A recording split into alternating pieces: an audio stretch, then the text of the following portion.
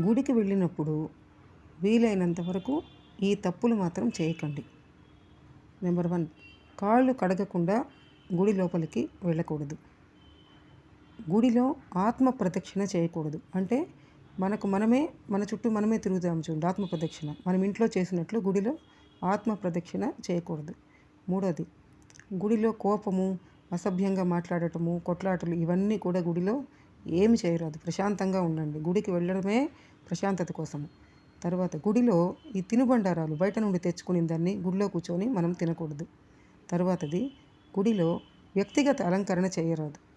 లక్షణంగా కుంకుమ పెట్టుకొని జడ వేసుకొని వెళ్ళండి తప్ప పూలు, నగలు ఇవన్నీ అవసరం లేదు దేవుడి దగ్గరికి. అలాంటి వ్యక్తిగత అలంకరణ చేయకూడదు. అలా చేసుకొని కూడా వెళ్ళకూడదు. చివరగా, గుడిలో చిన్న పెద్ద అందరినీ గౌరవించండి. మన అహంకారము, మన స్టేటస్ ఇవన్నీ గుడిలో దేవుడి ముందర అందరూ సమానులే. కాబట్టి నాకు తెలిసినవి చెప్పాను.